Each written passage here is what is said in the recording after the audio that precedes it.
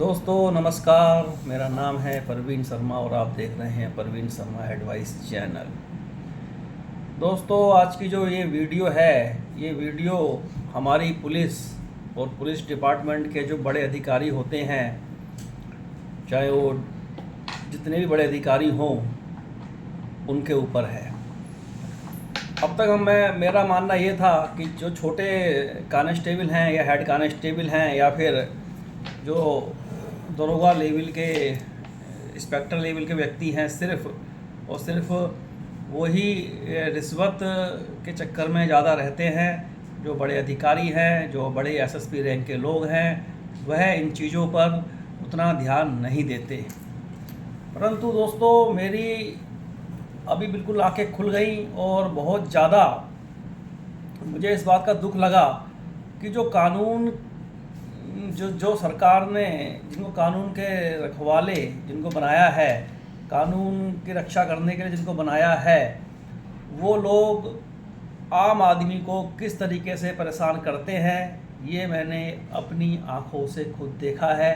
और ज़्यादा दिन दूर नहीं, ये बात लगभग 10-12 दिन पहले की है। हमारे एक मित्र हैं जो बिल्कुल निर्दोष थे, जिनका कोई दोष नहीं था, उनसे एक बड़े अधिकारी ने लगभग 5 से 6 लाख रुपए की रिश्वत ली और ये कहा गया अगर तुम रिश्वत नहीं दोगे तो हम तुम्हारे ऊपर बहुत सारी धाराएं लगा देंगे, 6 महीने तक तुम्हारी जमानत नहीं होगी। तो दोस्तों जो वास्तव में क्राइम करते हैं, क्रिमिनल हैं, जो गलत लोग हैं, उनके ऊपर कार्रवाई ना होकर पुलिस के अधिकारी ये जान लेते हैं कि कौन व्यक्ति का कारोबार कैसा है, कौन व्यक्ति कैसा है और उससे हमें कितना पैसा तक मिल सकता है। तो मुझे बड़ा दुख हुआ, जिस आदमी को क्राइम की सीवी नहीं आती उसको ज़बरदस्ती टॉर्चर करके बड़े अधिकारी ने, मैं फ़िलहाल यहाँ पर किसी का नाम यहाँ पर नाम नहीं बताऊँगा किसी का भी, मैं जिस अधिकारी ने पैसा लिया ना उसका, जिसकी ये घटना है ना उसका, क्योंकि उन बातों को बताने का कोई फ़ायदा नहीं है।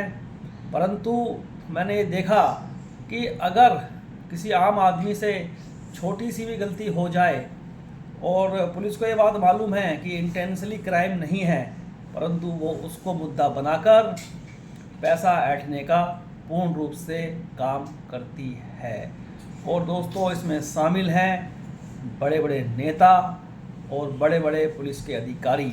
मैं यहाँ सभी नेताओं की या सभी पुलिस अधिकारियों की बातें नहीं कर रहा हूँ, परंतु जो मैंने अपनी आंखों से देखा तो ये तो क्लियर हो गया कि चंद अधिकारी ऐसे हैं जो बड़े अधिकारी हैं, इन कामों में इन्वॉल्व हैं। जबकि मैंने इस पूरे खेल में मैंने ये भी देखा कि कुछ जो इंस्पेक्टर थे या चौकी इंचार्ज थे, वो उन भैया की हेल्प करना चाह रहे थे, हमारी हेल्प करना चाह रहे थे, परंतु जो ऊपर बैठा बड़ा अधिकारी था वो किसी प्रकार की मदद नहीं होने दे रहा था, क्योंकि उसकी आंखों में सिर्फ उसको एक चीज़ दिख रही थी कि मुझे इनसे कैसे करके पैसा मिलेगा। तो दोस्तों कहने का मतलब यह है, ये अपने पद का दुरुपयोग करते हैं। बड़ी बड़ी पोस्टों पर जाने के बाद ये भूल जाते हैं कि 60 वर्ष की उम्र के बाद हमको रिटायर होना है और रिटायर होने के बाद हमको भी एक आम इंसान की तरह ज़िंदगी गुजारनी है। तो मेरा इन लोगों से कहना है कि पद की गरिमा को बनाए रखें और उस पद का दुरुपयोग बिल्कुल ना करें जो भगवान ने तुमको दिया है। मुझे लगता है कि एक एसएसपी या एक आईपीएस या बड़ा कोई भी अधिकारी, उसको सरकार इतनी सुविधाएं देती है, इतनी तनख्वाह देती है कि उसको गलत काम करने की ज़रूरत नहीं है। मैं इन लोगों से एक सवाल ये पूछना चाहता हूँ कि आप लोगों को पैसा क्या खाना है? सब कुछ पैसा ही हो गया ज़िंदगी में है। और दोस्तों मैं आपको यहाँ एक बात और स्पष्ट कर दूँ, ये जो शक्ति बढ़ती जाती है एक आम आदमी के ऊपर, वो शक्ति कानून के लिए नहीं बढ़ती जाती है, वो शक्ति बढ़ती जाती है अपनी जेब गरम करने के लिए। आप ये ना सोचें कि ये बहुत बड़े कानून के रखवाले हैं। ये कानून की इस वर्दी के पीछे छुपा है एक शैतानी चेहरा जो कि किसी को नज़र नहीं आता, और उस चेहरे से, उस पावर से ये आम पब्लिक को धमकी देते हैं, इतनी धाराएं तुम्हारे पर लगा दी जाएंगी कि तुम जेल में सड़ जाओगे, 6 महीने तुम्हारी जमानत नहीं होगी। और मैं ये कहता हूँ चलो जो अपराधी वर्ग हैं या उस पूरे केस में जो अपराधी छोटे मोटे भी थे, हालांकि उन लोगों की भी इंटेंशन अपराध करने की नहीं थी, ये बात पुलिस को कंफर्म होती है कि अपराधी कौन है और अपराधी कौन नहीं है, इस बात की भली भांति पुलिस को पहचान होती है। परंतु अपनी जेब गर्म करने के लिए वो किसी भी शरीफ आदमी को परेशान कर सकते हैं दोस्तों। और जिस व्यक्ति का तो मतलब ही नहीं था किसी मैटर से, मतलब उनकी कोई गलती नहीं थी, जो हमारे भैया थे, हमारे मित्र थे, जो बहुत निहायत ही शरीफ आदमी हैं, उन जैसे लोगों से पुलिस के बड़े अधिकारियों ने इस तरीके की, जबकि हम लोग बहुत सारे लोगों के पास गए, नेताओं के पास भी गए कि ये हमारे साथ में गलत हो रहा है, हमारे मित्रों के साथ में गलत हो रहा है, हमारे भाई के साथ गलत हो रहा है, लेकिन हमारे उन ट्रांसपोर्टर भाइयों की बात बिल्कुल भी पुलिस ने नहीं सुनी और लास्ट में एक मोटी रकम देके उनको समझौता करना पड़ा।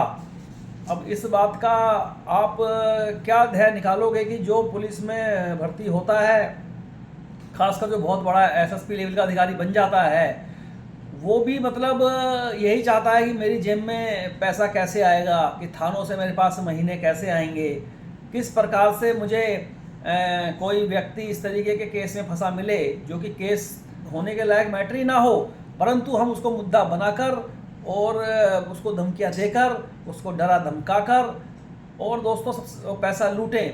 सबसे बड़ी बात यह है कि अलीगल तरीके से ये लोग पैसा लूटते हैं। इन्होंने ना कोई एफआईआर, ना कोई कंप्लेंट, ना कुछ। 4 लोगों को इन्होंने 4-6 दिन तक लगातार बैठा के रखा अपनी चौकी में, जो कि अलीगल है, गलत है, क्योंकि हमारा कानून ये कहता है कि 24 घंटे के अंदर अगर कोई व्यक्ति आपकी कस्टडी में है उसको आप कोर्ट में पेश करेंगे, परंतु ऐसा नहीं हुआ। यहाँ पर कानून की धज्जियाँ उड़ाई गई। अपना जो ये लोग कानून तोड़ते हैं उसकी सज़ा इनको कौन देगा, इस बात का जवाब किसी के पास नहीं है। तो जो 4 लोग उन्होंने लगातार इनको 4 लोगों को परेशान करा, काफ़ी समय तक परेशान करा, जिसमें एक व्यक्ति तो ऐसे थे जिनकी कोई गलती ही नहीं थी, 1% भी गलती नहीं थी, बिल्कुल गलती नहीं थी। जिनकी थोड़ी बहुत गलती थी उनको तो चलो करा तो करा, और जिसकी गलती नहीं थी उसको भी करा।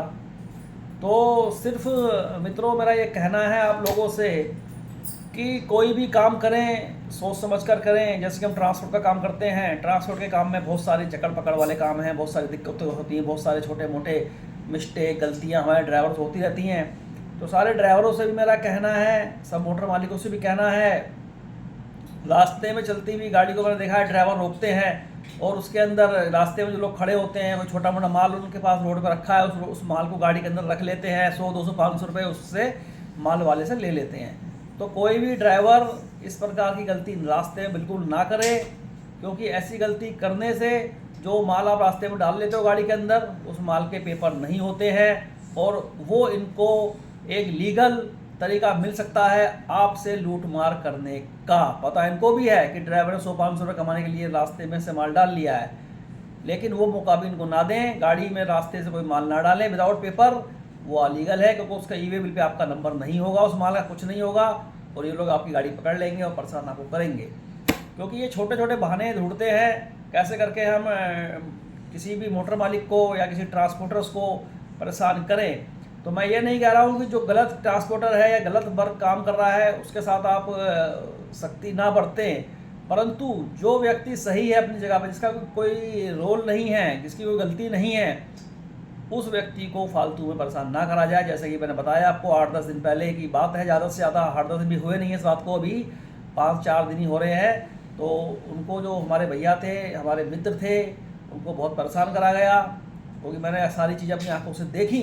तो मुझे बड़ा दुख लगा कि यार एक आदमी जो ऊंची आवाज़ में बेचारा बोलता भी नहीं है, जो बहुत ही सिंपल व्यक्ति है, जो अपनी ज़िंदगी बहुत सिंपल तरीके से काट रहा है, ना किसी को वो व्यक्ति परेशान करता है, ना किसी से उसकी फालतू की कोई तू में हमने आज तक होती हुई देखी।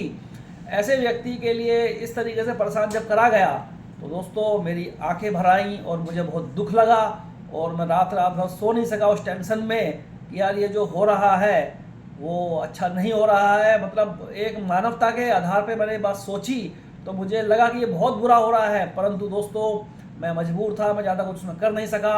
हालांकि जितना मेरे पास दम था, जितने मेरे सोर्सेज थे, मैंने सब लगा दिए।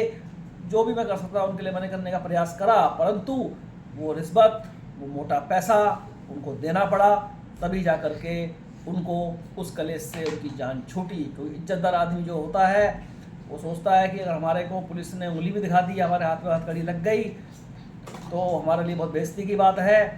चाहे भले ही पैसा चले जाए, लेकिन आज की डेट में 5-6 लाख रुपए कमाना बहुत बड़ी बात है। बहुत समय में कमाता है आदमी, और 2 मिनट में इन लोगों ने उनसे रिश्वत मांग ली।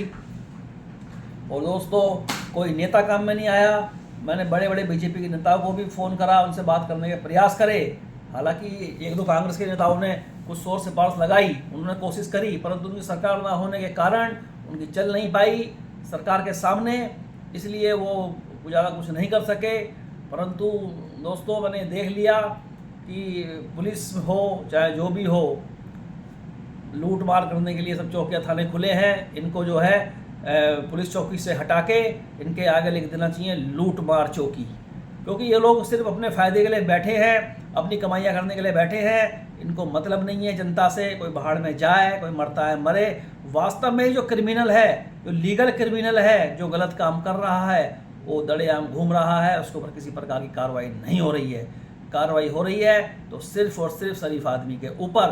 तो शरीफ आदमी से ही ये लोग पैसे वसूली कर रहे हैं, और किसी से नहीं कर सकते।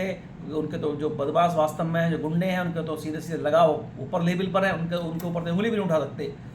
लेकिन शरीफ आदमी अगर इनके चुंगल में फंस गया तो उसका बचना बहुत मुश्किल है दोस्तों। तो मैंने इस पूरी घटना के बारे में, जो इस घटना के व्यक्ति थे, जो इसमें बेचारे निर्दोष लोग फंसे थे इस पूरी घटना में, जो मैंने आपको वीडियो में बताई, उनके नाम, उस एसएसपी का नाम या उन पुलिस वालों के नाम मैं इसमें नहीं ले रहा हूं, क्योंकि लीगल इशू बन जाएगा।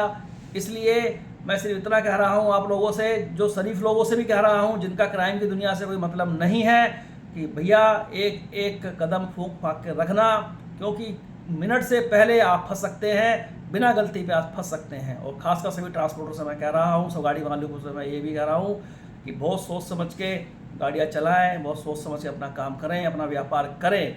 सभी व्यापारियों से मैं कह रहा हूँ, क्योंकि आज की डेट में 2 मिनट के अंदर पुलिस कोई भी बहाना देख के आपको बैठा सकती है थाने में, और 4 दिन तक आपके खिलाफ कोई एफआईआर भी नहीं करेगी, कुछ नहीं करेगी। लास्ट में रखेगी आपके सामने अपनी डिमांड कि 10 लाख दे दो, कि 2 लाख दे दो, कि 5 लाख दे दो। अब इन लोगों से पूछा जाए कि 2 लाख, 4 लाख, 5 लाख, 10 लाख कमाने में कितना समय लगता है, उसको तो एक व्यापारी ही जानता है। व्यापार में वैसे भी आज की डेट में कोई दम नहीं बचा है, ऊपर से इस तरीके की घटनाएं आदमी संग हो जाती हैं तो बेचारा क्या करेगा। मतलब ये बहुत दुखद मन से मैंने आज ये वीडियो बनाई है दोस्तों।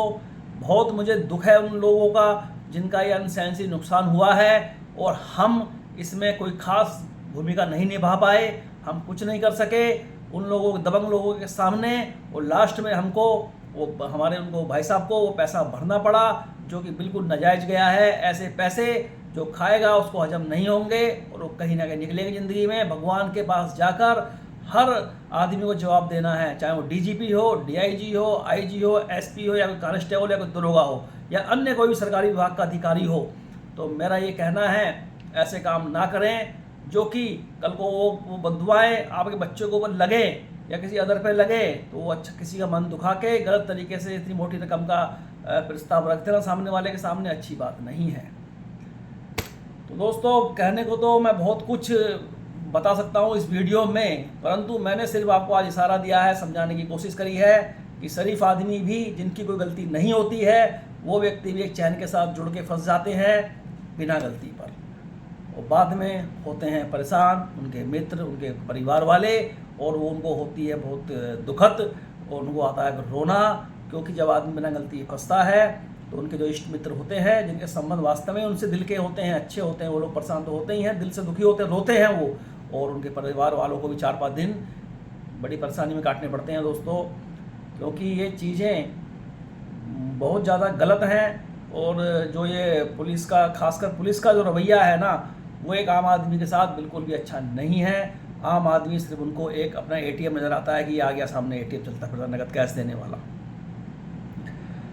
ठीक है दोस्तों, मैं अब इस वीडियो को समाप्त करता हूँ। कहने को तो बहुत कुछ है, परंतु ये वीडियो मैंने इशारा देकर आपको समझाई है। जिन लोगों के साथ ये घटना हुई उन पात्रों के, उन लोगों के मैंने आपको नाम नहीं बताए, ना उस पुलिस चौकी का नाम बताया, ना उस एसएसपी का नाम बताया, ना उस राज्य का बात बताया जहाँ घटना का जहाँ हुई है ये। बस ये मैंने वीडियो इसलिए बनाई है कि आप लोग अवेयरनेस रहें और अपने व्यापार को, चाहे आप कोई भी काम करते हैं, ट्रांसपोर्ट करते हैं, मार्केट में दुकानें करते हैं, किसी का भी करते हैं, बिल्कुल सावधानी से करें। छोटी सी भी चूक, चाहे वो आपने ना भी करी हो, किसी और ने करी हो, मगर अगर आपका उससे चैन जुड़ी है तो आप बिना गलती पे फंस सकते हैं। नमस्कार दोस्तों, इस वीडियो को लाइक सब्सक्राइब कर दें, शेयर कर दें, बड़ी मेहरबानी होगी आपकी। आज बहुत दिनों के बाद मैंने वीडियो बनाई है। मैंने वीडियो बनाना बट यूट्यूब पे बंदी कर दी थी काफ़ी टाइम से, परंतु मुझे लगा इस घटना पर वीडियो बनना बहुत ज़रूरी है तो मैंने बना दी। नमस्ते दोस्तों।